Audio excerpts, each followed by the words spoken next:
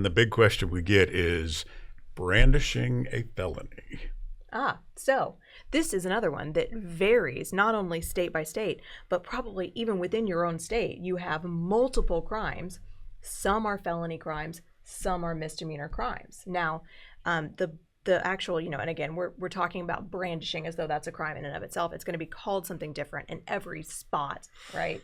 But there are going to be instances, we're talking about, we mentioned Texas earlier because that's, of course, where our familiarity most lies. If you have what we call a disorderly conduct, which is a brandishing charge here, right? Intentional display in a public place in a manner calculated to alarm, that's a misdemeanor. However, aggravated assault with a deadly weapon, right? So let's say you take that firearm out of its holster and you're threatening me and I take it out, I point it at you. That's definitely aggravated assault with a deadly weapon. It's also brandishing. That is a felony. So probably whatever state you live in, there is at least one felony and at least one misdemeanor brandishing crime. It just depends on what you're doing along with the brandishing, what you're going to be charged with. Yeah, I had a client who was selling flags on the side of the road, and from his perception, he saw his son, a very much larger man, push his, I think he was maybe 14 or 15-year-old son, and he went over to intervene. Hey, don't push my son, obviously. And the guy turned and started charging towards him aggressively, and he pulled his handgun in the low ready position. Hey, stop. That would definitely be considered a brandishing.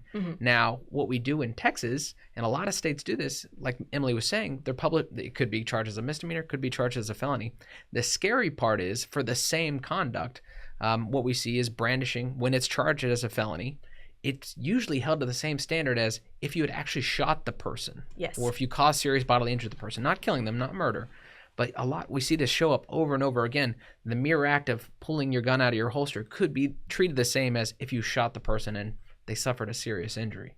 And in this case, the threat was stopped. The person went along their way. Police said he was in the right. So there wasn't any problem there. But we see where that was an appropriate use of force. Just if you can stop the threat by just holding the gun out as opposed to shooting somebody, logic would dictate that's what you want to do in that scenario.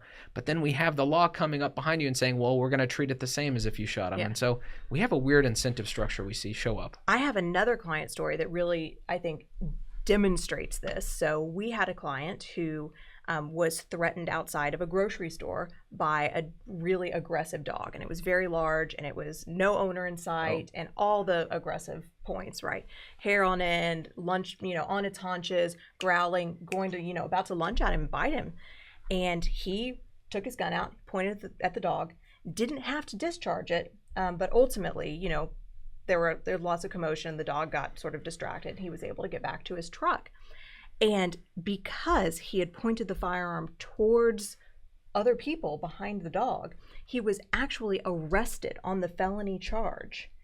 And then ultimately, we made a grand jury packet and they no-billed the felony.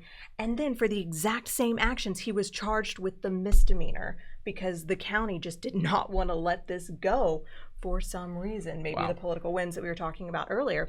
But for those exact same actions that he took, he was first charged with the felony. Grand jury said absolutely not a felony. And then he was charged with the misdemeanor. Same instant, same actions.